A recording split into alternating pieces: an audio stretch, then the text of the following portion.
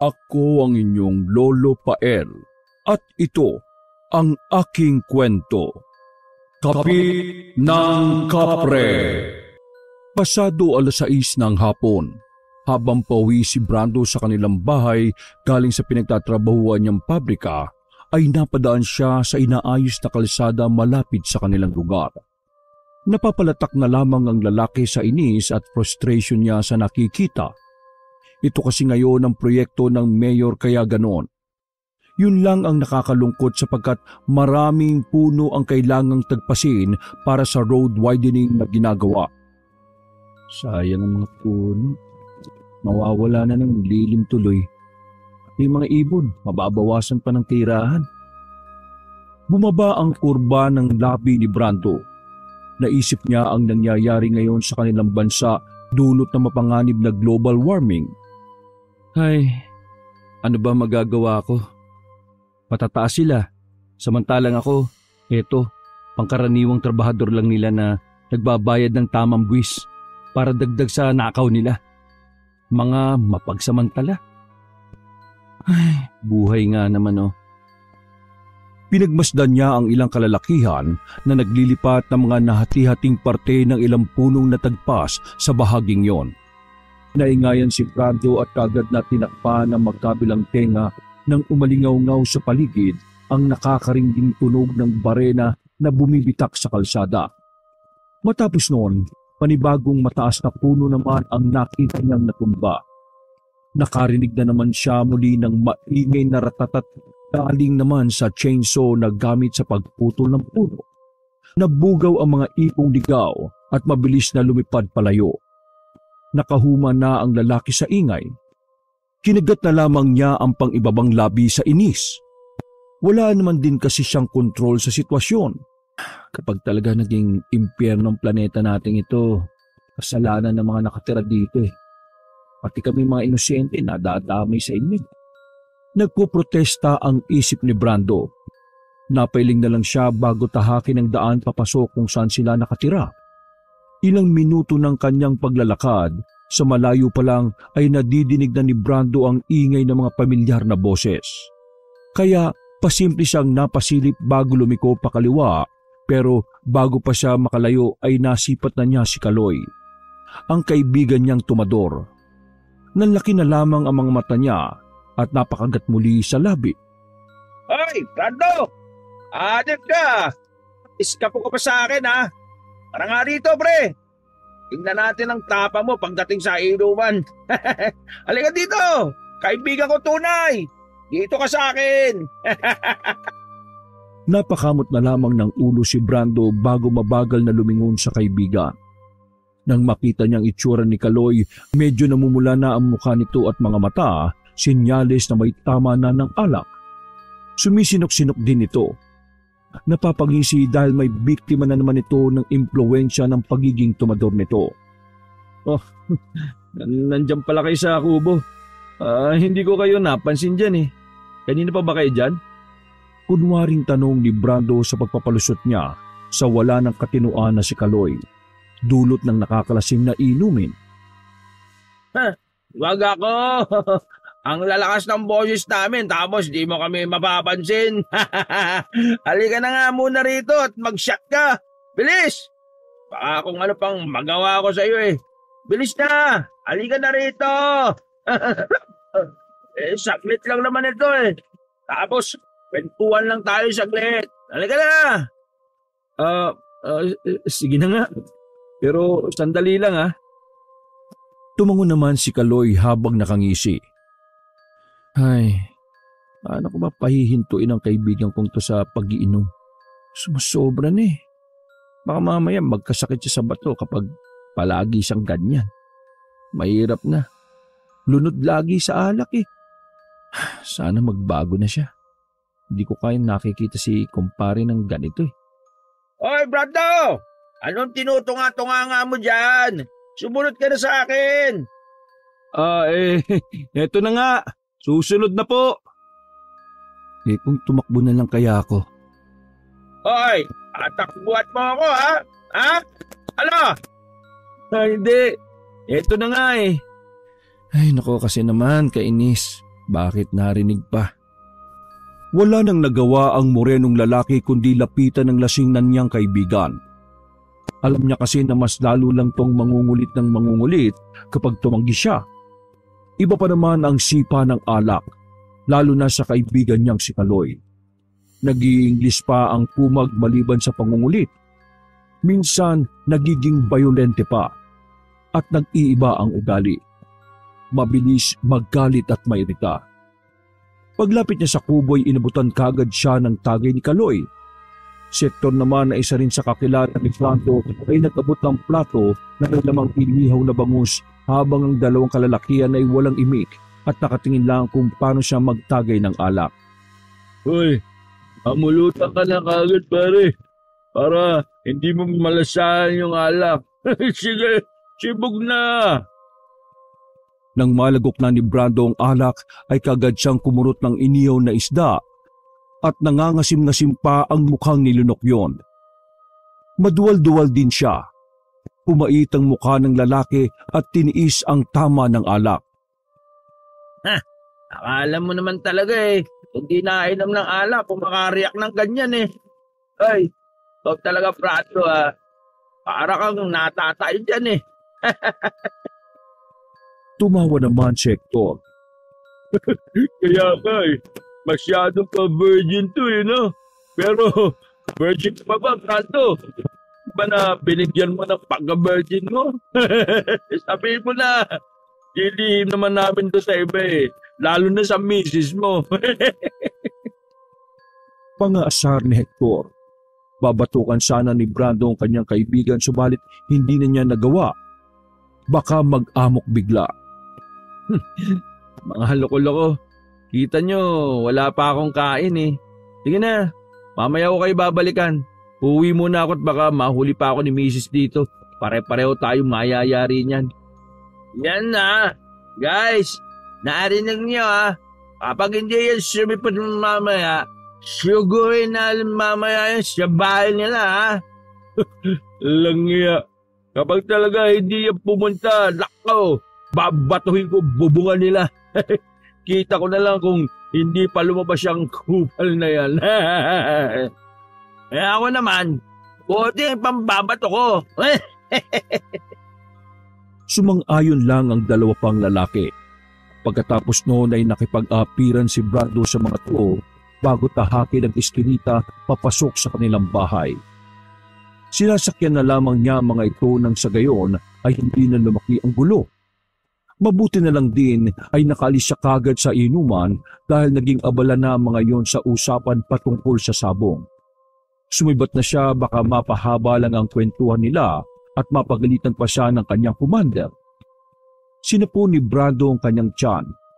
Napangiwi siya ng kumukulo yun. Loko-loko talaga tong si Kaloy pati Hector na to. Kahit kailan talaga. Sinikmura tuloy ako.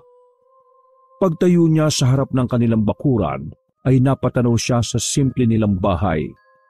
Hindi to kalakihan pero up and down. Pamana pa kay Brando ang bahay na ito nang yumaon niyang mga magulang dahil siya pa lang naman ang may asawa sa 3 magkakapatid. Ang 2 niyang kapatid ay nasa kabilang baryo nakatira kung saan naroon ang totoong bahay nila. Matapos pagmasdan ng kabuuan ng bahay ay naglakad na siya at binuksan ng marahan ng gate.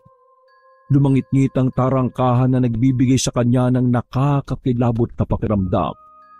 Luma na kasi ang gate na yon at hindi napapalitan. Nagtuloy-tuloy siya hanggang sa marating ang main entrance ng bahay. Kakatoksa na si Brando kaso lang ay nakita niyang nakauwang na ng bahagya ang bago-bagong pinto. Kagagawa lang kasi nito mahigit 1 buwan na ang nakalilipas. Inuunti-unti lang din kasi nila ang pagpapagawa dahil hindi na rin naman ganoon kalaki ang sinasahod niya sa pabrika.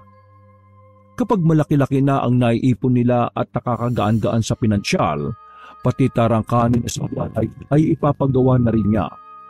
May awa daw ang Diyos at makakaraos-raos din sila sa buhay.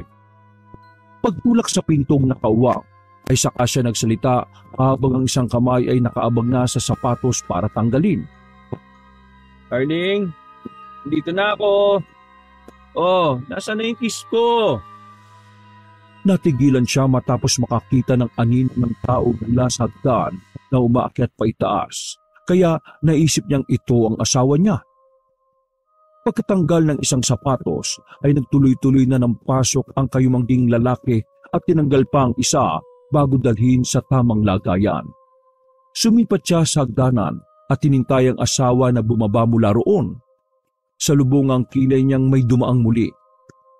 Umungot na siya rito ng makakain at pampalit ng damit. Darling, anong pagkain natin? Medyo nagugutom na ako eh. Paghain mo naman ako please oh. Puno na kasi yung tiyan ko talaga eh. Pwede bang pakuha na rin ako ng damit dyan sa kwarto natin? Naghintay siya ng ilang minuto subalit walang sumagot mula sa itaas. Lumakad na siya papuntang hagdan.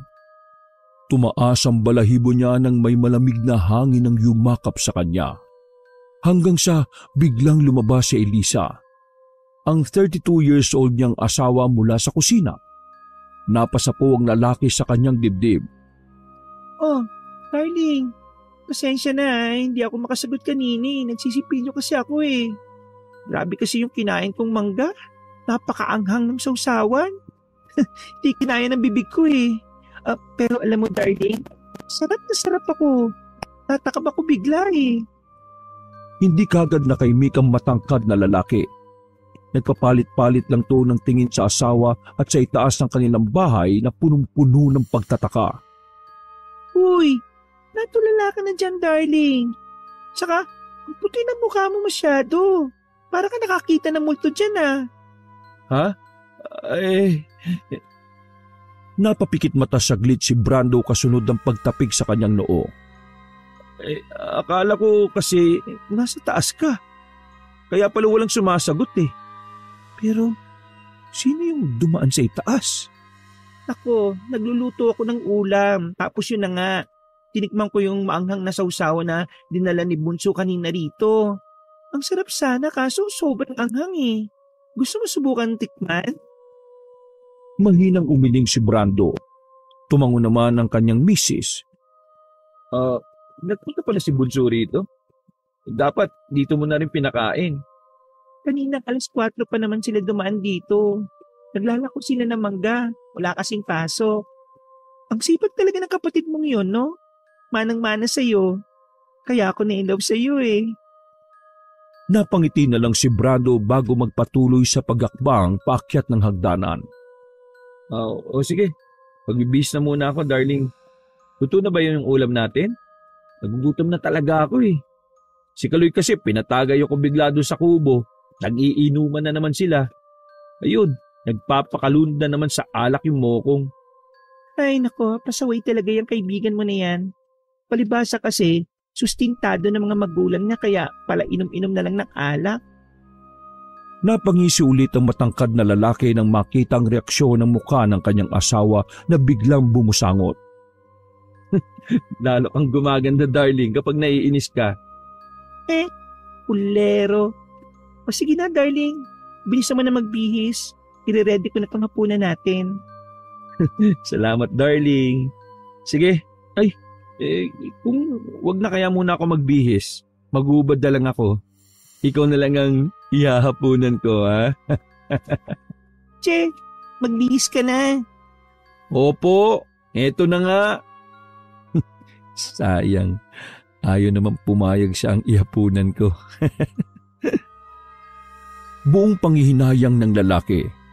Pag-akyat ni Brando sa ikalawang palapag ng kanilang bahay, pagpasok niya sa kwarto nilang mag-asawa ay nagubad kagad siya ng damit. Binuksan niya na rin ang bintana nilang capital window type para pumasok ang hangin. Pagbukas niya ng ilaw ay tumambad ang mga damit niyang nagkalat. Nakabukas din ang aparador kaya napakunot noo siya. Takang-taka siya kung bakit sabog-sabog ang mga damit niya na parabang nilooban sila. Anong nangyari dito? Isa-isa niyang dinampot ang mga damit na nagkalat kasabay ng pag-ihip ng malamyang hangin mula sa labas ng bahay. Naginawaan ang kanyang pakiramdam dahil doon pero napawi rin kaagad yun nang may mapansin siyang tila dumaan na malaking anino mula sa bintana. Teka, Ito yung kanina. Anong... Natigilan siya sa pagdampot ng mga damit at saglit na lumapit doon at sumilip sa labas. Wala naman siyang nakitang kahit ano pagsilip sa ibaba.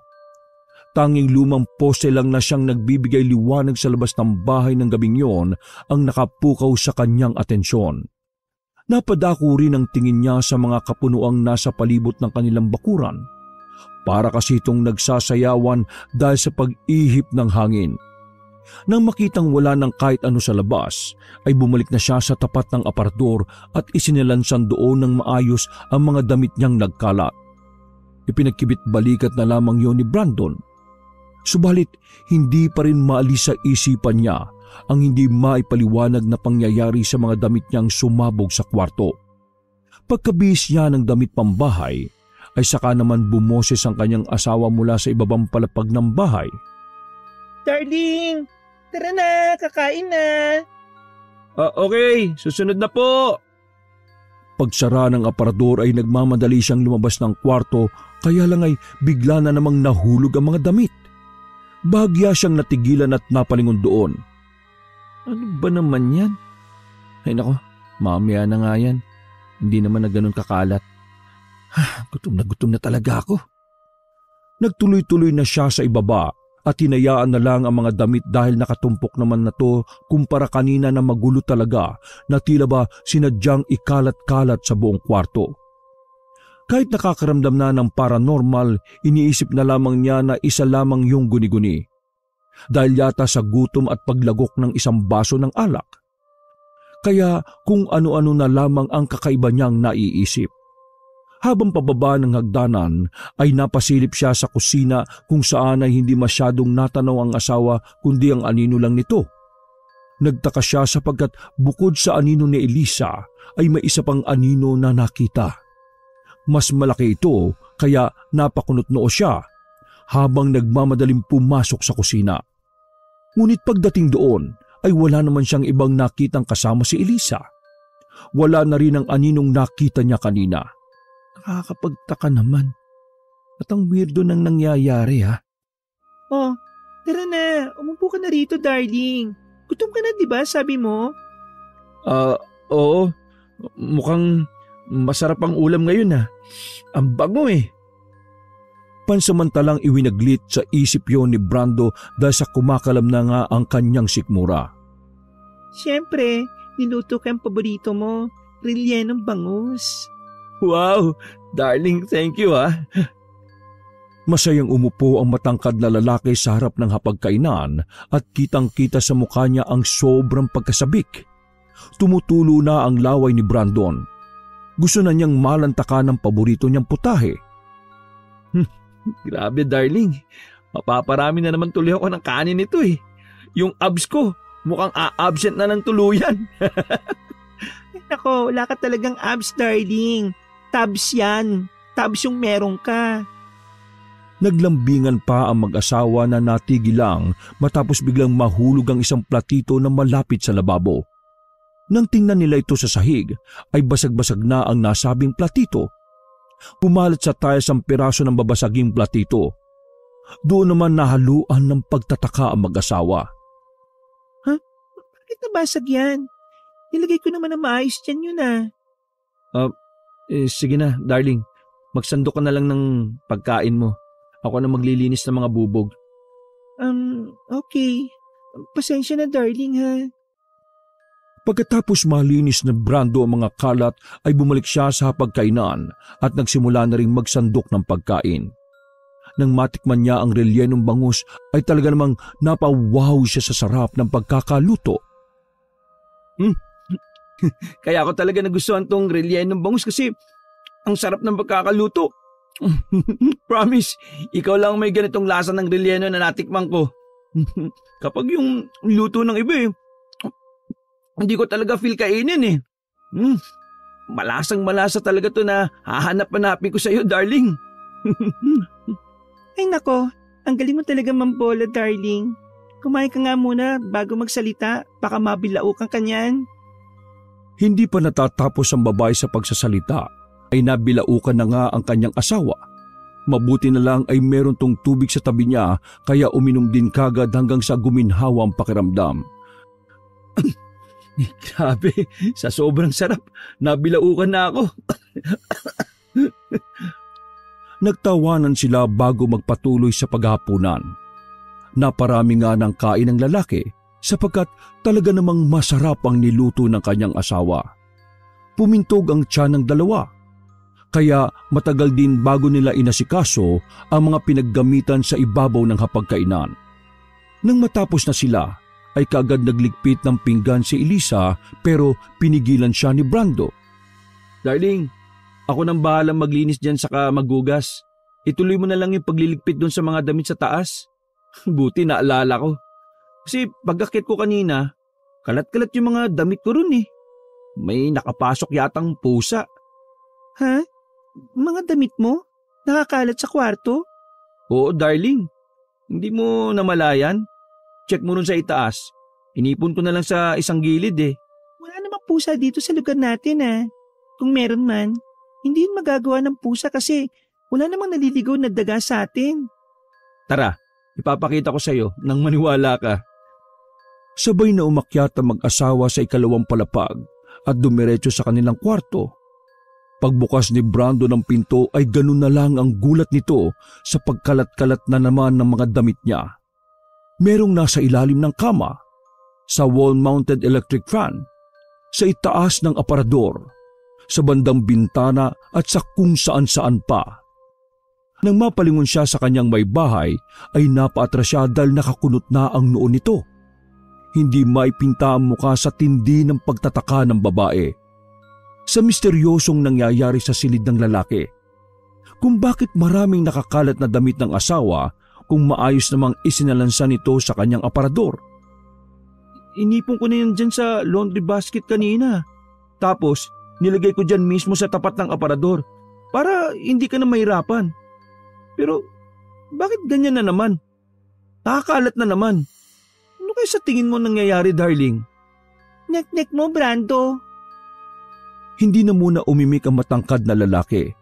Batid niya kasing kapag binanggit na ng kanyang asawa ang pangalan niya ay siguradong galit na ito. Humalukip-kip si Elisa at matindi siyang pinaratangan. Akala mo nakakalimutan ko na? Ganyan yung ginawa mo nung nakaraang gabi nung nag-inom kayo ni Kaloy eh.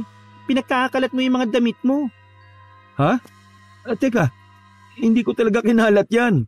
Naabutan ko nakakalat na yan kanina. Pinagdadadampot ko nga, di ba? Sinungaling! Kaya ayaw ko talaga napapatagay ka dyan sa kasama mong Kaloy na yan eh. Nahahawa ka sa kabaliwan niya. Uy, grabe ka naman. Nakaisang tagay lang ako, darling. Ay nako, wag ako, Brando. Kilala kita kapag nalalasing. Nakakalimutan mong lahat. Sige na, magbukas ka na nga ron sa baba bago pa ako mainis lang sa'yo. Hindi na nakaangal pa si Brando. Napakamot na lang siya sa ulo habang pababa ng hagdan at napapaisip kung papaano nagkalat ang mga damit niya ng ikalawang beses. Ano yun? May multong naglalaro-laro doon? Nagalit patuloy ang asawa ko. Imbis makakaisa na ulit sana mamaya eh. Ay nako, pinuri-puri ko pa naman yung masarap niyang relleno para sana maka-score. Kakainis naman oh. Nang nasa ibaba na ng hagdan ay napatingin na lang siya paitaas habang pinakikinggan ng murmur ng kanyang asawa tungkol sa mga damit na nagkalat. Pagkatapos noon ay dumiretso na siya sa kusina para maghugas ng plato. Pero laking gulat niya dahil may 2 platito na naman ang nabasag. Napakunot noo siya bago magpalinga-linga sa paligid para tingnan kung sino ang may dahilan kung bakit nabasag ang mga yon. Meron kasing 2 magkapatid na kuting ang pinakakain niya doon pero alam ni Brando na hindi naman yung pumapasok ng bahay at nangunguha ng mga tirang pagkain. Kaya hindi alam ni Elisa na may pusang pumapasok. Laking pagtataka tuloy ng babae sa sinabi niya. Inisip niya na lang tuloy baka mamikat yun ng 2 kuting na hinahandugan niya ng pagkain. Nang tokwa naman oh. Iritable niyang saad nang matagpuan na namang may nabasag na kasangkapan. Dali-dali niyang nilinis sa mga nabasag na bubog dahil baka makita pa ng kanyang asawa at madagdagan pa ang galit nito. Habang naguhugas siya ng plato dahil may maliit na bintana sa tapat ng lababo, nang humangin ay naramdaman niya kaagad ang pagdampi nito sa kanyang bala. Nangilabot siya at napalingon sa labas ng bahay kung saan nakita niya ang mga punong naroon na naggagalawan dahil sa hangin. Pagkalaon ay saka siya napalingon sa likuran matapos namang maramdamang parabang merong nakatingin sa kanya. Nung una ay inakala niyang bumaba na si Elisa. Subalit laking pagtataka niya dahil wala pa palang tao roon maliban sa kanya. Darling? Habang nagmamadaling maghugas ay nakatuon ang atensyon niya sa pintuan ng kusina kung saan naghihintay siya sa paglabas ng kanyang asawa na hindi naman pala bumaba.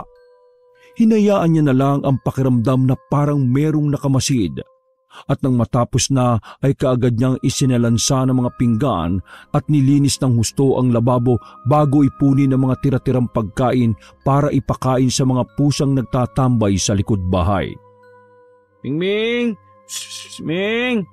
Nasaan na kayo mga muning na pasaway? Muli sa hindi kalayuan ay naaninag niya ang mga umiilaw na mata ng magkapatid na pusa.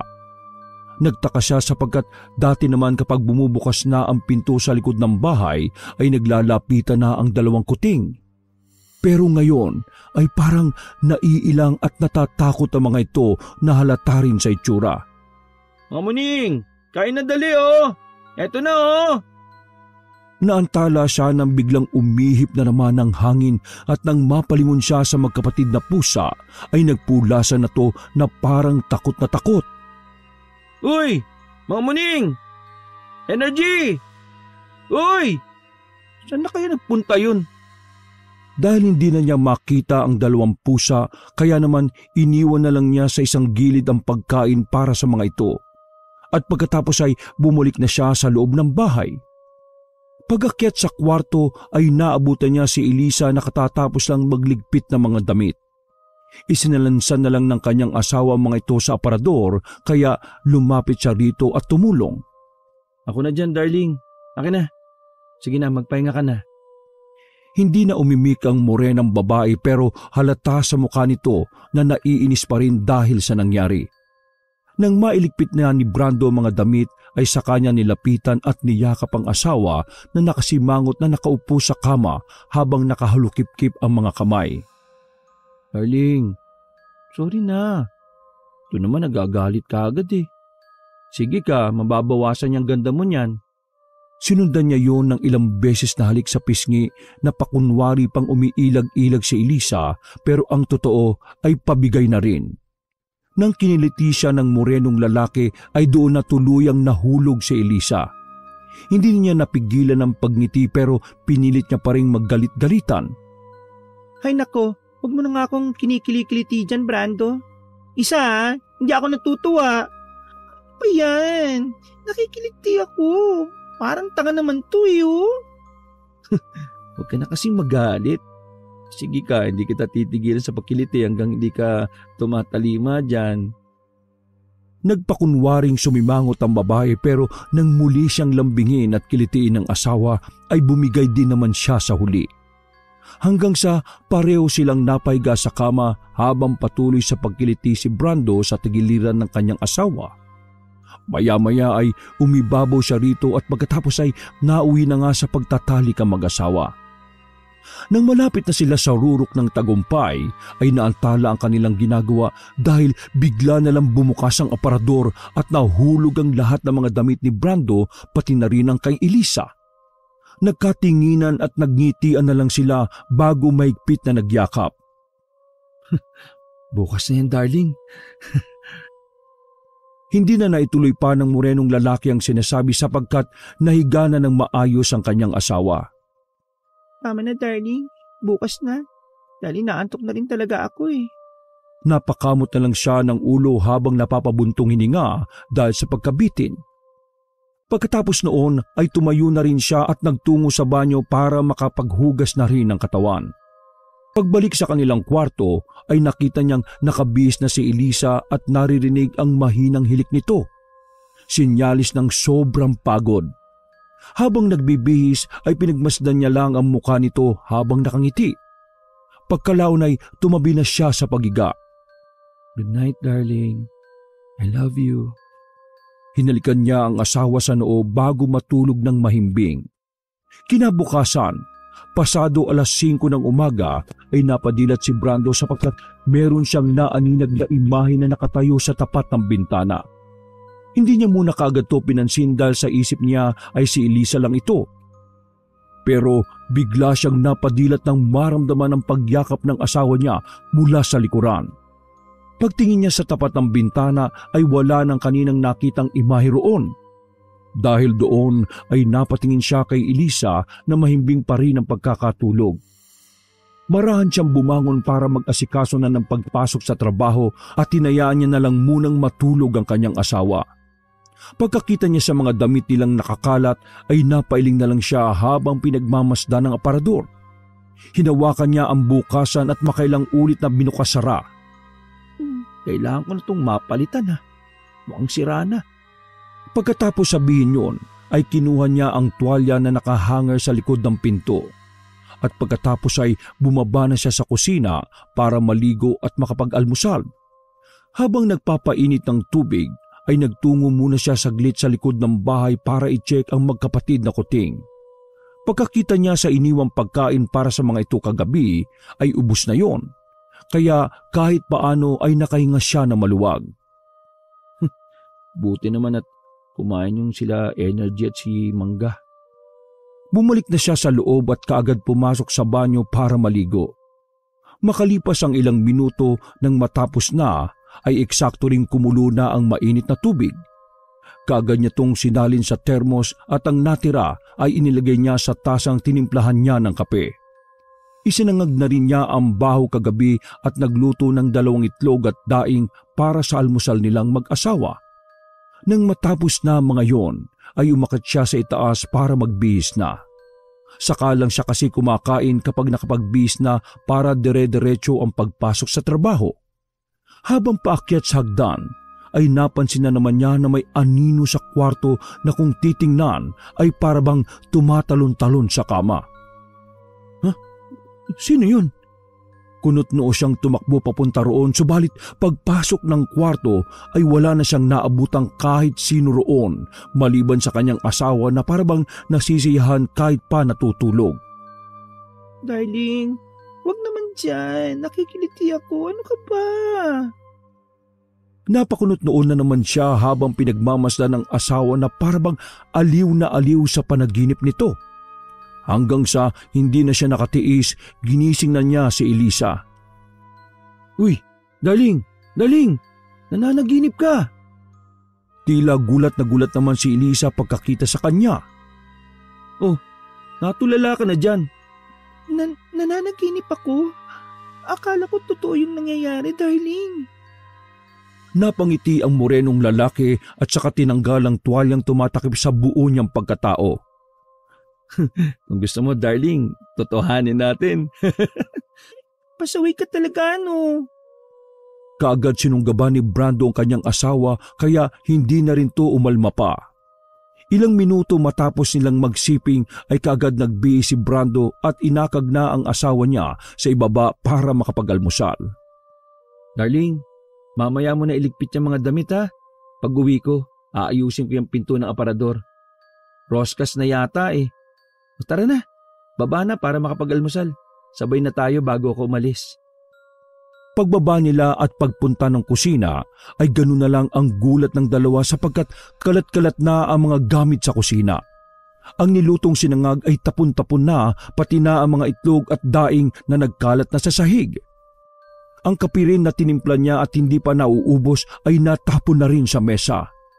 Mabuti na lang ay hindi nahulog ang tasa roon. "Darling, anong nangyari rito?" Hindi ko din alam, darling. Iniwan ko yun na maayos kanina eh." "Naku naman, hindi kaya yung 2 kuting dyan sa labas? Sabi ko naman sa iyo, wag mo nang kupkupin yung mga yan eh." Hindi naman yung nakakapasok dito sa loob ng bahay eh." Ano bang malay natin, di ba? Napabuntong hininga na lang ng malalim ang matangkad na lalaki bago ligpitin ang mga kalat. Tumulong na rin si Elisa dahil alam niyang malilate na ang asawa sa trabaho. Sige na, magluluto na lang ulit ako. Makakapaghintay ka pa ba, darling? Nako, doon na lang ako sa pabrika mag-aalmusal. Baka malate na ako sa trabaho eh. Mamaya, i-check ko yung mga pusa kasi hindi ko sila nakita kagabi pa eh. Tumakbo kasi na parang takot na takot. O sige, ikaw nang bahala. Basta ayaw kong papasok yung mga yan dito sa bahay ah. Kita mo, nagnanako na kagad ng mga pagkain eh. Darling, hindi naman natin nakita kung sila. Baka mamaya ibang hayop pala yan. Baka mga daga o ewan. Ay nako, umalis ka na nga at pumasok ka na sa trabaho bago pa tayong magsimulang magtalo pa ulit. Napakamot ulo na lang ulit si Brando bago magpaalam sa kanyang asawa. Paglabas ng bahay ay napabulong na lang siya sa sarili habang naglalakad palayo sa kanilang bakuran. Ay nako, mga babae talaga kahit kailan no. Ang hirap ispilingin. Buhay na to. Di mo lang mahal eh. Dahil tuloy sa nangyaring yon ay hindi masyadong nakapag-concentrate si Brando sa pagtatrabaho. Medyo nag-alala siya sapagkat simula pa nung isang gabi ay meron na siyang kakaibang napapansin sa kanilang bahay. Magmula nang maputol ang mga punong nasa tabi ng kalsada para sa pagro-road widening na ginagawa ng gobyerno. Pagsapit ng hapon, pagbaba ni Brando ng jeep galing sa trabaho, ay naabutan niya na naman ng mga nagtatrabaho sa kalsada na inilalagay ang mga pinagputol-putol na puno sa isang malaking truck. Grabe talaga oh. Hindi man lang nila naiisip na yung mga punong mahagip sa road widening ilipat na lang sa ibang lugar. Marami pa namang mga ibon na nakatambay dyan noon. Tsaka yung lilim, sayang. Ay. Matapos siyang pagmasda ng mga yon, ay nagtuloy-tuloy na siya sa paglalakad hanggang marating ang bukana ng kanilang baryo. Ilang minuto ng kanyang paglalakad, sa malayo pa lang ay nadidinig na naman ni Brando ang boses ni Kaloy at ng iba pang kalalakihan. Napailing na naman tuloy siya habang natitigilan. Utik tong si Kaloy sa Hector oh. Mukhang napapadalas talaga yung pag-iinom nila dyan sa kubo ah. Napakamot ulo siya at pasimpleng napasilip sa nasabing kubo. Nang makumpirma na si Kaloy nga at Hector kasama ng ilang pang sabongero ang nagiinuman sa kubo ay napangiwi siya. Walang yang Kaloy at Hector oh. Wala ba itong mga atay? Panay-panay ang inom eh. Nagmamadali na naman siyang lumiko pakaliwa papasok sa iskinita na papunta sa kanilang bakuran, kaya lang katulad kahapon bago pa siya makalayo ay nasipat na siya ni Kaloy at Hector na kaagad tinawag. Oy, Brando! Ha! Yang ka na naman eh. May kasalanan ka ba sa amin kagabi ha? Hindi mo na kami sinipot ha? Bumalik ka nga rito! Hindi gumalaw ang morenong lalaki sa kanyang kinatatayuan. Iniisip niya kasi kung tatakbuhan na lang niya ang kaibigan dahil halata naman sa boses nito na lasing na. Kaya lang kilala niya si Kaloy at Hector na susundan siya nito sa kanilang bahay hanggang sa sila naman ni Elisa ang magpang-abot. Ay, bisit talagang kamalasan to. Ano? Ako pa ba mag-aabot ng alak sa iyo dito? Ganyan na ha? Bago patapusin ng poging bondat ang kanyang sinasabi ay lumapit na kaagad si Brando at tumupo sa tabi nito. Hanip talaga kayo kahit kailan, Kaloy. Hector, kapag ako nadali rito ng asawa ko, kayo talagang ituturo ko. Natawa lang si Kaloy at Hector maging ang dalawa pa nilang sabungerong kasama. Loko par, kung tinalikuran mo talaga ako kanina, susugurin ka namin ni Hector sa bahay niyo eh. Ikaw naman, napakamasyado mong takot sa asawa. Ano ba pinatitikim sa'yo noon ha? At talimang-talima ka doon, salutsunurang ka sa kanya. Oo nga pre, ikaw naman eh. Minsan ka lang naman aakagin sa pag-ahalak. Ganyan ka ba? Tumigil kayong dalawa. Anong minsan pinagsasabi niyo dyan? Sa kanya tiningnan ng dalawa pang kasama nila sa kubo bago nagpatuloy sa pagsasalita. Nako, huwag kayong magpapaniwala sa dalawang lasinggerong hayop na to na lahat na yata ng bisyo nandito. Buti nga hindi nag-a-addict eh. Kapag sinabi nilang minsan ayain, ibig sabihin nun, minsan lang sa isang linggo. Nagtawanan sila at pagkatapos ay inabot na kagad ni Hector ang tagay kay Brando. Sabi mo sinasabi pre, tagay mo na to. Oo nga. Dahil doon ay wala nang nagawa si Brando kundi ang umupo sa tabi ng mga kaibigan at mag-shot hanggang sa hindi na rin siya nakaalis kaagad dahil sa mga interesanteng kwentuhan na pinag-uusapan ng mga kainuman niya. Narinig niya kasi sa nagkukwentong dalawang sabongero na nakilala niya bilang sila Utog at Erap ang tungkol sa engkwentro ng mga ito sa mga kababalaghang bagay.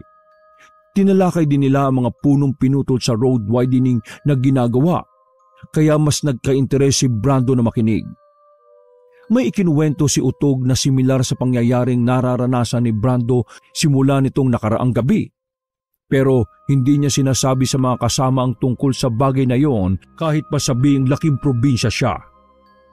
Alam niyo ba yung mga ganyang bagay, pre? Totoo talaga yan. Lalo na dito sa lugar natin na hindi pa naman ganong kasibilisado.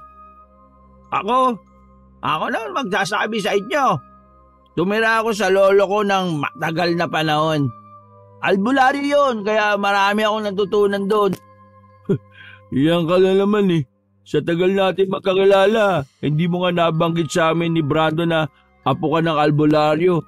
Sabungero ka, sukarol, tsaka magiinom. Yun ang pagkakakilala namin sa iyo, pre.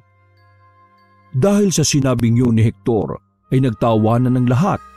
Si Brando naman ay nakangiti lang habang pinagmamasdan na ang apat niyang kainuman na parabang lasing na lasing. Muling umikot ang tagay at nang dumating na to kay Brando ay muli namang nagsalita si Kaloy. Sa pagkakataong yun ay seryoso ang mukha nito. Maniwala man kayo sa hindi ha. Ito, totoong nangyari to ha.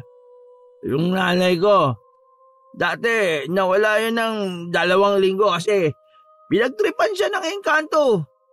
Oo, nanaginip yung nanay ko noon.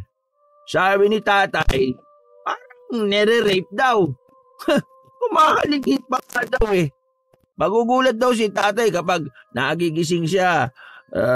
Tapos, ito na nga, nakakita nila, one time, meron na talagang parang itim na usok na nakapatong sa nanay ko. Hindi alam ni Brando pero dahil sa mga sinabing yun ng kanyang kaibigan ay para siyang biglang nakutuban.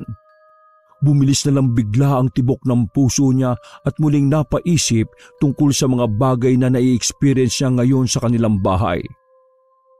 Anong nangyari, pre? Siyempre, inagapan ng lolo ko yun. Kasi kung hindi, malamang daw, hindi na ako naisilang kasi naisama na ang nanay ko sa mundo ng engkanto. At eto etong weird, pakinggan nyo. Eto, totoo mga yun Sinasabi ko nga sa inyo, sa tagal kong kasama yung lolo ko, ang dami kong nakita at natutunan patungkol sa mga ganyang bagay. Biglang natahimik ang mga nakikinig pero binasag lang ni Hector ang katahimikan na yon nang pag-untugin niya ang babasaging basong hawak niya sa bote ng alak. Uy, ng kamote Masyado nang seryoso yung usapan niyo tungkol sa kababalagan na yan eh. Baka muwi pa tayong lahat. Kapag ba naman pinagkukwentuhan, nakakaikayat daw yun. Kaya change topic na lang tayo mga pips. Yan. Totoo yun. Nakakaikayat talaga kapag pinagkukwentuhan sila. Kasi nararamdaman nila yan eh. Kumbaga sa radar nagiging signal tayo. Sige. Itigil na natin. Marami pa namang pinutol na puno ngayon dun sa highway. Malamang sa malamang yan yung mga hindi pangkaraniwang nilalang na nakatira ron. Nako! Nakipa na ngayon yun tapos magpupunta yun dito sa atin. Isa pa yun. Grabe rin kasi yung mga pinutol na puno na yan Malamang mga pre, lumipat na sa kung saan-saan yung mga nakatira ron sa punong naputol. Baka mamaya hindi natin namamalayan. Nasa bahay na natin yun o sa bakuran na pala natin yung mga yun. Dahil sa sinabing yon ni Kaloy at Hector, ay nangilabot si Brando. Pero hindi niya ipinahalata sa mga kasama na medyo kinakabahan na siya sa kanilang pag-uusap. Pero sa kabilang banda ng isip niya ay nagkaroon siya ng pagkakataon na malaman ang tungkol sa hindi niya may paliwanag na pangyayari nito pang mga nakalipas sa bahay nilang mag-asawa. May chance pa talaga na gano'n. Paano naman malalaman kung bahay yun na pala yung pinamamahayan ng mga hindi pangkaraniwan? Mas lalo tuloy naging seryoso ang usapan dahil sa tanong niyang yon. Pagkatagay ni Kaloy ng alak ay kaagad niyang sinagot ang tanong. Alam mo pre, alam ni Hector yan ha. Kaya sa inyo na lang. Hindi naman siya pala nakakot sa inyo guys ha. Brando, Otog, at saka Elap. Ha? Sa nangyayaring road widening, sa tagal na ng mga puno dyan sa highway natin, posibleng-posible na may mga nananahan na dyan na mga something na hindi pangkaraniwan. Kaya malaki talaga yung possibility na yung mga tinitiran natin maging bahay na ng mga yun. Lalo na kung may magugustuhan sila ha. Kumuha muna siya ng pulutan at saka kumain bago muling magpatuloy ng pagsasalaysay. Aside naman sa tanong mo paring Brando, kung paano malalaman yung bahay nyo pala, pinamamahayan na. Mararamdaman mo kaagad yun eh. Halimbawa, kapag may mga bagay na hindi naman typical na nangyayari sa bahay nyo, mga gamit na wawala sa ayos ng kusa, kung may hayop kayo, natatakot yun. Tapos, mararamdaman mo na parang palagi may nakatingin sa'yo kahit wala naman ha. Dahil sa mga sinalaysay na yun ni Kaloy, ay mas lalong kinutuban si Brando na meron ngang kakaibang nangyayari sa kanilang bahay. Halos lahat kasi ng mga sinabi ng lasinggero niyang kaibigan ay tumugma sa mga hindi niya maipaliwanag na pangyayari sa loob ng kanilang bahay. Kaya habang tumatagay tuloy siya, ay pakiwari na matangkad na binata ay hindi siya nalalasing dahil panayang takbo ng utak niya ng mga sinabi ni Kaloy. Habang nagpapatuloy ang tagay ay pasimple siyang umiskapos sapagkat lasing na rin naman na ang kanyang kainuman.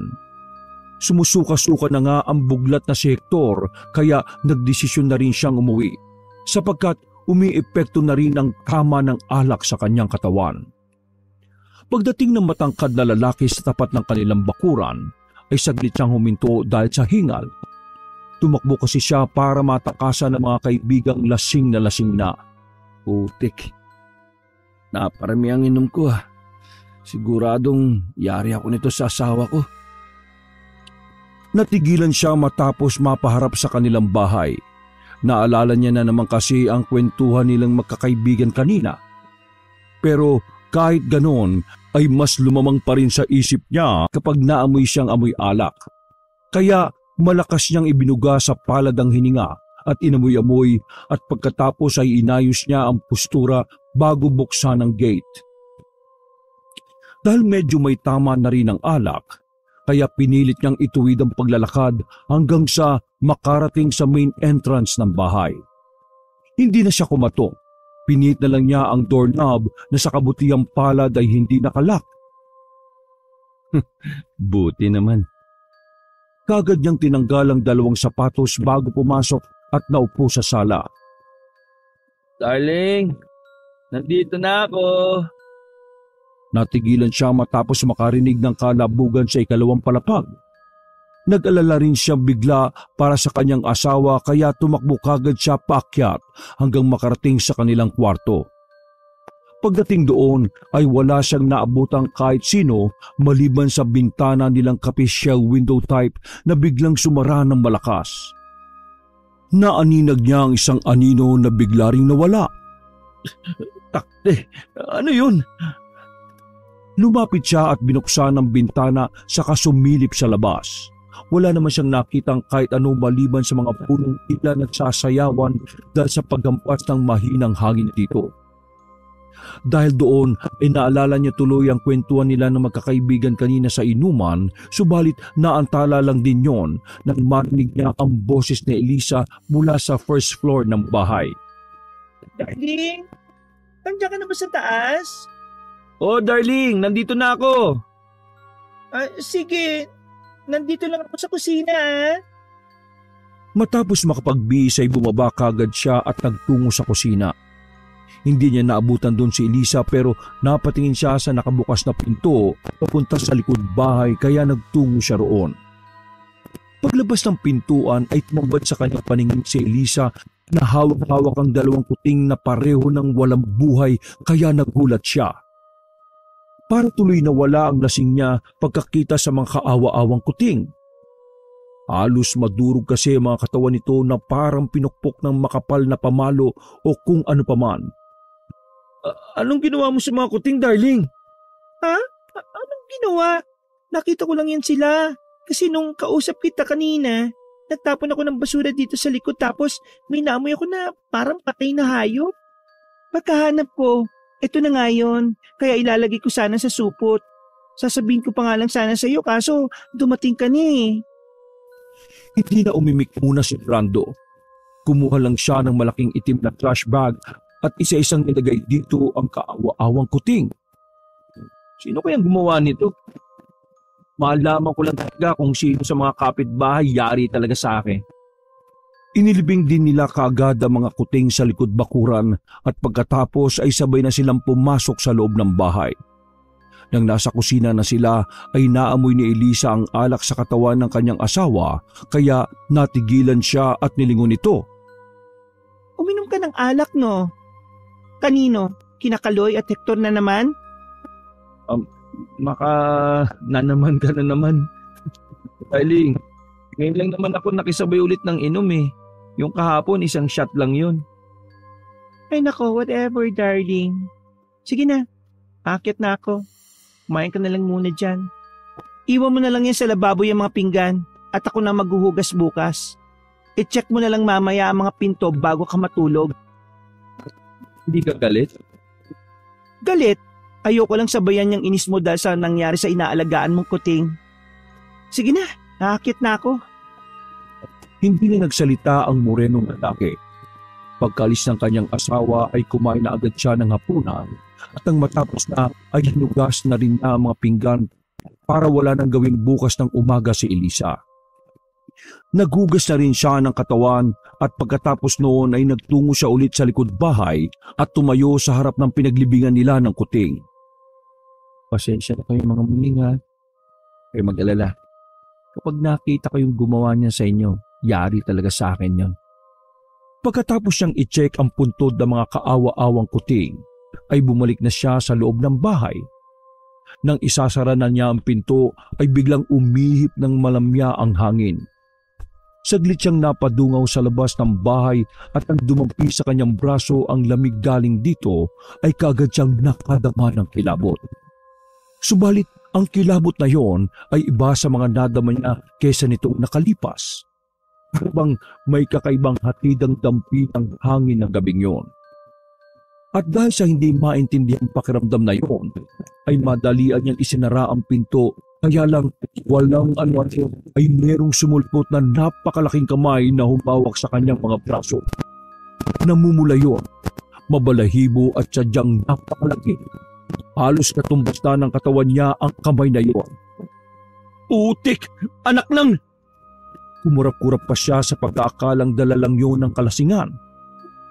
Subalit nang mapagtanto niyang totoo ang dambuhalang kamay na pumipigil sa pagsara niya ng pinto, ay nanlaki ng kanyang mga mata dahil sa pagkasindak. Hayop! Halimaw! Dala ng pagkataranta ay hinayaan na lang niyang bumukas ang pinto. Napatla siya habang nakatingin sa labas, subalit sa isang kisap mata ay nawalan ng malaking kamay na mabalahibo at namumula. Ang tanging naaninag na lamang niya sa likod bahay ay ang makapal na usok na hindi niya alam kung saan nanggaling. Darling, anong sinisigaw-sigaw mo diyang halimaw, ha? Tila nahimasmasan siya matapos marinig ang boses ng asawa na nakatayo na sa pintuan ng kusina habang nakapamewang na nakatanaw sa kanya. Yan ang ayaw ko sa'yo kapag nakakainom ka. Darling, may... tingnan mo, ang kapal ng usok sa labas oh. Sabay silang napalingon sa pinto ng likod bahay na nakabukas. Subalit sa halip na makapal na usok ang makita ay manipis na hamog lang. Napairap tuloy si Elisa dahil doon at pagkatapos ay tumalikod na ito. Ako, isara mo yung pinto dyan tapos umakit ka na dito. Sige darling. Ganun na nga ang ginawa ni Brando. Kabado niyang isinara ang pinto ng likod bahay sa kadali-daling umakyat sa ikalawang palapag at nagtungo sa kanilang silid. Kahit may tama ng alak, hindi siya kaagad dinalaw ng antok dahil sa matinding pag-iisip. Alam niya sa sarili na totoo at hindi guni-guni ang nangyari kanina. Hindi to dahilan sa kalasingan. Totoo yung nakita ko na yun. Natigilan siya matapos maalala ang kwentuhan nila kanina. Posible nga kaya na pamahayan na tong bahay namin. Saan na? Nilingon niya ang nahihimbing sa pagtulog ng si Elisa at pagkadaka ay niyakap niya ito. Dahil doon kahit papaano ay naibsa ng nararamdaman niyang pangamba. Pagpikit ng mga mata ay hindi rin niya namalaya na inanod na ang diwa niya hanggang sa makatulog siya ng mahimbing. Subalit napadilat mata rin siya kaagad matapos makadinig ng ingay na parang may nagpupukpok. Napatingin siya sa kama subalit laking pagtataka niya sapagkat wala na sa tabi niya ang kanyang may bahay. Natanong niya ito sa tapat ng damitan habang hawak-hawak ng aparatur. Masaya ito na parang merong kinakausap. Darling? Napalingon ang morenang babae at biglang sumimangot nang makita siya. Sabi mo ayusin mo itong aparador, pero wag na, kasi pinaayos ko na. Kanino darling? Ito sa kanya. Pagkasara ni Elisa ng pinto ng aparador ay tumambad sa paningin ng kanyang asawa ang isang malaking nilalang na hindi niya makita ang muka kundi ang tanging mga braso at kamay lang na namumula at mabalahibo. Katulad noon ay bigla siya nitong hinagisan ng kung ano na tumama sa kanyang mukha bago dumaus-us pababa sa kanyang katawan. Nang makita niya kung ano ang bagay na inihagis ng malaking nilalang na may mamula-mula at mabalahibong mga kamay, ay ganun na lang ang pagkagulantang niya. Yung kasi ang mga patay na kuting na inilibing niya sa likod bahay. Ay hayop na yan oh! Pagbalik tingin sa kanyang asawa, ay mas lalo siyang nahintakutan. Isang makapanindig balahibong tinig kasi ang narinig niya. Ako ang pumatay sa mga alaga mo! Ngayon, ikaw naman ang isusunod ko, Brando! Para wala nang sagabal! Walang ano-ano ay lumusob palapit sa kanya ang nakakatakot na nilalang at sinunggaban siya sa muka. Darling! Tulong! Napabalik po siya ng bangon habang ang kanyang asawa ay tila gulat na gulat. Bakit darling? Ayos ka lang ba? Ha? Parang nananaginip ka yata. Hindi. Anong oras na? Nagdahilan na lang si Brando at hindi na kinuwento pa sa kanyang asawa ang tungkol sa napanaginipan niya. Subalit dahil din sa masamang panaginip na yon, ay mas lalong lumakas ang kutob ng morenong lalaki na meron na nang nananahan sa kanilang bahay. Pasado 9:00 ng umaga ay nagpaalam si Isa na aalis kasama ang pinsan nito. Pumayag si Brando at dahil walang pasok, ipinaasikaso na rin niya ang aparador kay Oscar na isang kakilalang karpintero para kapag dating ng kanyang may bahay ay matuwa ito. Pare Oscar, bibili lang ako saglit sa tindahan ha. Sasabay ko na yung yosi mo. Masayang tumango-tango si Oscar na iniwan niya sa kwarto nilang mag-asawa. Maya-maya pa pagbalik niya ng bahay, sa gate pa lang ay nakita na niya si Oscar sa main entrance kaya nagtaka siya kung bakit ito nakatayo lang doon. Oh, pare, bakit nandito ka? Tapos mo nang gawin yung pinto ng aparador? Pagkakita niya sa reaksyon ng mukha ni Brando, ay natunugan na kagad niya ang nangyari. Kitang-kita kasi ang takot dito dahil sa namumutlang mukha. Ikinuwento ni Oscar ang nangyari habang inaayos niya ang pinto ng aparador. Nung una raw ay meron siyang nakitang anino na padaan-daan. Nakarinig rin siya ng mga yabag na panikpanaog sa hagdan na inakala niya lang nung una ay si Brando. Subalit kalaunan habang inaayos niya ang aparador ay merong nag-abot sa kanya ng martilyo. Natuwa pa siya dahil akala nga niya ay dumating na si Brando. Kaya lang nang mahagip na mga mata niya ang namumula at mabalahibong braso ay nanginig kagad siya sa takot at tumakbo palabas hanggang sa maabutan na nga siya roon sa pinto ng bahay. Tiya, totoo nga yung nakita ko kagabi at hindi nagdala ng tama ng alak. Kahit hindi na natapos ni Oscar ang pag-aayos sa pinto ng aparador, ay binayaran pa rin naman siya ni Brando. Bago umalis ay nagbilin pa siya na huwag nang ipagkalat ang tungkol sa bagay na yon dahil ayaw niya mag-alala si Elisa kapag nalaman niya ito. Sumang-ayon naman si Oscar pero nagpayo to sa kanya na ipasuri ang bahay nila sa eksperto dahil baka nga napapamahayan na to ng mga hindi pangkaraniwang nilalang. Nang sumabay na si Brando sa kanyang kaibigan na umalis, sa katanghaliang tapat ay hinanap niya sina Kaloy at Hector para humingi ng tulong dito patungkol sa nangyayari sa kanilang bahay. Nakbutan niya ito pati si Hector na naghihimas-himas ng mga manok kasama nina Utog at Erap. Huy pre, hanip ka talaga ha. Takas ka na naman kagabi ha. Kaya nga mahusay talaga to si Brando sa takasan Basta tako siya, legit na magaling tumakas sa inuman. Ano, tagay na? Ngumititan ang matangkad na lalaki sa dalawa niyang kaibigan at pagkatapos ay pasimple niyang binulungan ang mga ito. Mga pare, kailangan ko ng tulong. Huwag tayo dito mag-usap. Nakatinginan ang bondat at gwapo na lalaking malaki ang mata. Nang makita nilang seryoso si Brando ay nag-alala kagad sila para dito. Kaya pansamantala nilang ipinahawak ang manok na Utog at Erap. Pagkatapos ay inakag nila ang kaibigan papunta sa kubo para doon makausap ng masinsinan. Oh, anong problema? Mabigat ba yan? Nag-away ba kayo ni Elisa? Dahil sa inuman natin kagabi? Kaya pala nakita ko siya kanina kasama yung pinsa niya saka yung kaibigan niya. Sige, tutulungan ka namin ni Kaloy na makipag-ayos. Teka. Ito namang si Mata, masyadong advance mag-isip no? Hindi naman yun ang problema ko Ito naman kasi si Hector, masyadong advance. Hindi naman pala sila nag-away ni Elise. Kung hindi, ano nga? Napakiskis muna ng kamay si Brando bago nagpalinga-linga sa paligid na parabang may sinisipat na kung sino o ano. Pagkatapos ay bumuntong hininga siya ng malalim bago magwika. Medyo weird sa sabihin ko kaya sana hindi ako pagtatawanan ha. Sabihin mo na kasi. Oo nga, muna kami binibitin pre. Ito na nga. Kasi naalala niyo yung kwentuhan natin kagabi. Pagtango ng dalawa ay nagpatuloy sa pagsasalaysay ang matangkad na lalaki. Doon sa bahay namin, lahat ng mga sinabi niyo na-experience ko nitong mga nakalipas na linggo. Hindi ko lang muna na-open sa inyo kasi akala ko normal pa Pero itong mga sumunod na araw, mas tumindi na. Ha? Paano mas tumindi na? Kagabi, namatay yung mga kuting na inaalagaan ko. Tapos ako mismo, naengkwentro ko.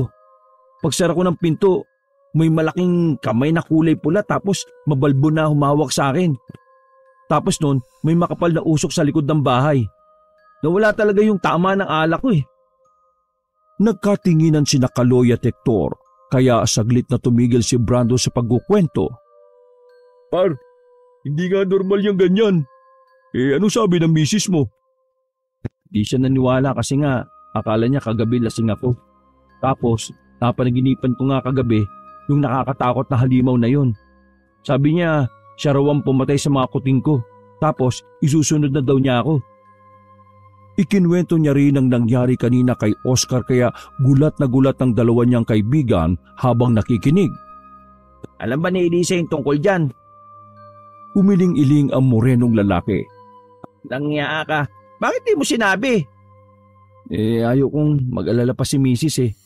Kaya nga kayo lang din ang sinabihan ko kasi alam ko makakatulong kayo sa akin. Kaloy, Hector, pre. Oo nga pre, delikado na yan Kaloy. Ilapit mo na to si Brando sa kamag-anak mo. Pagkatango ni Kaloy ay isinama niya ang dalawa sa kanilang bahay. At gamit ang kanyang tricycle, kagad silang nagpunta sa kamag-anak niya na hindi naman kalayuan sa lugar nila. Napadaan pa ang tatlo sa ginagawang kalsada kung saan naabutan na naman nila ang pagpuputol ng mga puno. Paglagpas nila doon ay napailing na lang silang tatlo. Yan yung kinukwento ko sa inyo kagabi. Dahil sa mga ganyan, malamang sa malamang talaga Naglilipatan na yung mga hindi pangkaraniwang nilalang na nakatira dyan sa mga puno. Kamalas-malasa mo pa pre, Brando, may nakapili sa bahay nyo. Sa tingin nyo, anong klase kayang nilalang yung nasa bahay?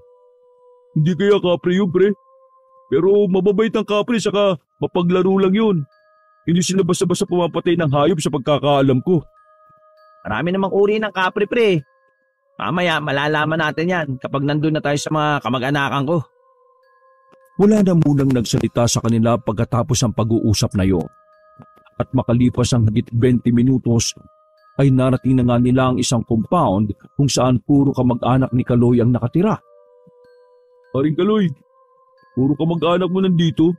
Ba't ka napadpad dun sa lugar natin? Siguro tinakwil ka kasi si Barol sa bungero tsaka lasinggero kayo no? Kago. Tara na, baba na.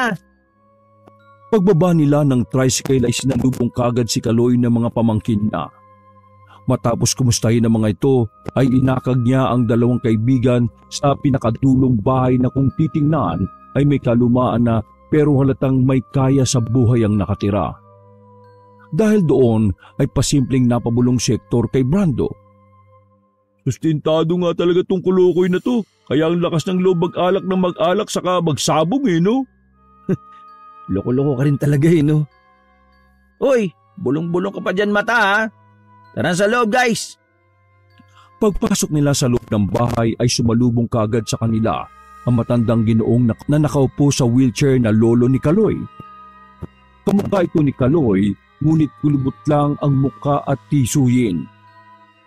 Puti na rin ang buhok at base sa itsura ay medyo mahina na nga ito. Lolo ko nga pala guys, si Lola Constancio. Siya yung dating nag-aalbularyo pero pinasa ko na kay Tito Kokoy kapatid ng papa kong namatay. Natigilan na si Kaloy sa pagsasalita sapagkat biglang lumapit sa kanila si Lolo Constancio at tinarap si Brando bago magsalita. Huwag mong iiwan ang asawa mo na mag-isa. Gagawin siyang kabit ng kapre. Kapag natuloy ang pagtatalik nila, mahihirapan ka nang mabawi ang asawa mo. Namangha kagad sina Kaloy at Hector sa matandang Ginoo sapagkat wala pa naman silang ikinukwento ay tila alam na kagad nito ang kanilang pakay. Kaya lang pagkarinig ni Brando sa salaysay ni Lolo Constancio ay mabilis na gumapang ang kilabot sa buo niyang pagkatao. Simula sa talampakan, umakyat to sa tuhod na nagbigay ng pangangatog sa kanya. Nang dumako ang kilabot na yon sa kanyang tiyan at nagpaikot-ikot ay tila ba parang naduwal si Brando. Nang makita siya ni Kaloy at Hector ay kaagad umalalay ang mga ito. O pre, ayos ka lang ba? Hindi nakaimik kagad ang matangkad na lalaki. Nagpatuloy kasi ang nararamdaman niyang kilabot hanggang sa dumako na ito sa kanyang dibdib. Dahilan upang unti-unting bumilis ang pagtibok ng kanyang puso na parang may mga nagkakarerahan sa loob nito. Nagpatuloy naman ang matandang Ginoo sa pagsasalita, kaya ang lahat ay natuon dito. Malamang dahil sa pagkakaputol na matatandang puno, nadiskubre ng kapreng garanga ang bahay niya. Ang mga kapre, kapag wala na silang tirahan at kung wala ng punong mahanap, malimit silang nagpupunta sa mga bahay na hindi matao. Ang mga kapreng garanga, hindi naman sila mapanakit. Kinukuha lang nila ang gusto nila at isinasama yon sa kanilang mundo. Habang punong-puno ng takot na nakikinig, ay pinilit pa rin ni Brando na ikalma ang sarili para maayos niyang makausap ang matandang albularyo. Lola Constancio, yung kapreng Kapring Garanga ba po ba yung nananahan dun sa bahay namin ng asawa ko? Sa kamalas-malasan mo, Kapring Ados ang nananahan ngayon sa bahay niya. Nagkatinginan silang magkakaibigan na hindi alam ang magiging reaksyon ng muka, lalo na si Brando na nag-aalala na para sa kanyang asawa na umalis pa naman ngayon. Ang mga Ados pa naman, mahilig mamerwisyo at manggulo sa buhay ng tao. Pinag-aaway nila ang isang pamilya at sinisira ang mga kabuhayan nito. Mahilig silang mangambala, mahilig manakot. Kung minsan ay pumapatay sila ng hayop. Ang Ados na nasa bahay mo ay delikado. Malas ang mga Ados na kapre. Kaya habang maaga pa, sagipin mo na ang iyong asawa bago pa siya sapian ng kapreng yon. Halos maiyak sa takot si Brando matapos marinig ang sinabing yun. Mabuti na lang ay naroon ang dalawa niyang kaibigan para pakalmihin siya. Lolo naman, magpunta ko din si Brando. Nandito po siya para humingi ng tulong. Ano naman ang may tutulong ko maliban sa sabihin sa kanya ang totoo? Mainam na alam nyo ang kalaban para makaisip kayo ng plano kung paano to mapupuksa. Please po, tulungan niyo ako. Ayaw ko mapahamak ang asawa ko.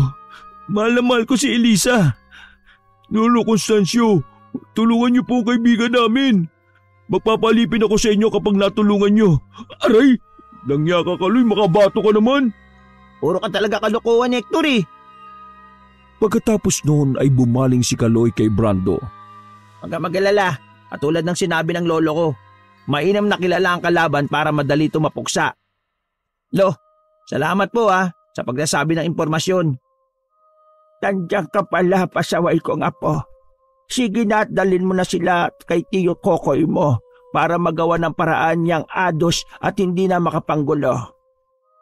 Napakamot na lang ng ulo si Kaloy bago yumukod sa matandang Ginoo. Paalala ko lang hindi biro na gawing kabit ng kapre. Kaya habang hindi pa huli ang lahat, tulungan mo ang asawa mo.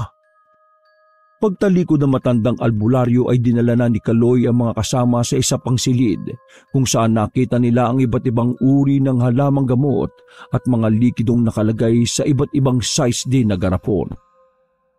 May kung ano-ano ring maliliit na ribulto at mga bato na halatang ginagamit din ng Ginoo sa panggagamot nito. Pagkakita roon ni Brando ay nag-iba kagad ang kanyang pakiramdam. Parang may kakaibang presensya sa loob ng malawak na silid na yon. Hindi naman tumabigat pero hindi rin naman nakakaginhawa sa pakiramdam dahil nakakakilabot yon at sobrang lamig. Dito, totoo na to Oo, manahimik ka muna. Tiyo Kokoy, si Kaloy po ito. Hindi pa natatapos ng bondat na pogi ang pagtawag nang biglang lumabas na ang isang maputing Ginoo mula sa pinakadulo ng silid. Kamukha rin to ni Kaloy pero mas matangkad lang at mas pogi dahil maganda ang hubog ng katawan nito. Aminin mo par, ampung ka lang no? Pasaway, mais ka nga, puro kakalokohan. Natigilan sila nang biglang magtanong si Ginoong Kokoy kung anong concern ni Brando. Kahit meron na din siyang idea. Gusto lang marinig ng lalaking albularyo na manggaling mismo sa bibig niya ang pagsasalaysay. Sabi po ni Lolo Constancio, pinamamahayan ng Kapring Ados ang bahay namin at balak nitong gawing kabit ang asawa ko o asawahin. Kaya nandito ko para sana humingi ako ng tulong sa inyo. Wala na ngang inaksayang oras si Ginoong Kokoy. Sa tulong ni Kaloy na kahit papaano ay meron ng ideya sa panggagamot, ay kaagad nilang isinagawa ang isang ritual. Nagmasid lang sina Brando at Hector habang ginagawa ng magtiyo ang panlalaban ng Kapring Ados na balak gawing kabit si Elisa. Pagkasindi ng mga puting kandila, ay nagsimulang magbikas ng ama namin si Ginoong Kokoy. 3 beses niya yung inulit at pagkatapos ay sinundan niya ng panalangin na sumasampalataya. 3 beses rin niya itong ginawa. Bago ang huling Tagalog na panalangin luwalhati na 3 ulit din.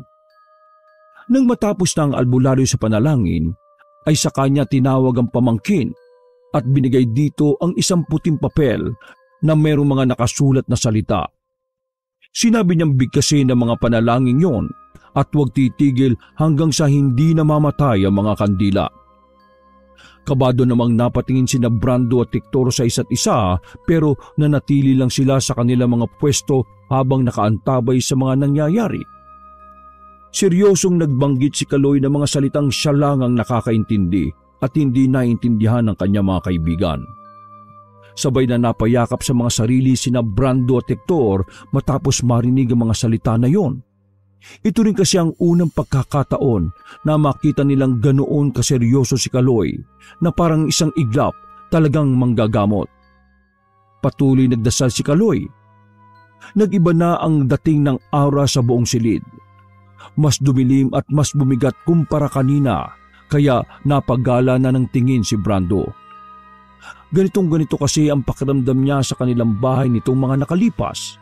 Para bang may nakatingin sa kanya mula sa kung saan na hindi niya naman makita-kita. Dahil doon ay bumaling sa kanila si Ginoong Kokoy at nagsabi na manalangin din ng tahimik dahil ang presensya ng Kapring Adus ay nasa kalagitnaan na nila at nakikipagtagisan ng lakas nito. Langya pre, kinikilabutan na ako. Nakakatakot pala tong pamilya ni Kaloy, gagi. Umikit ka na lang at manalangin. Narinig mo naman yung sinabi ni Mang Kokoy, di ba?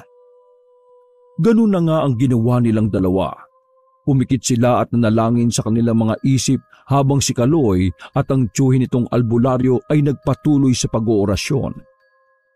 Kasabay ng pagkakasabi niyang yon ay ang biglang pagpatay ng mga kandila na sinundan ng nakakakilabot na boses ng isang dyablo.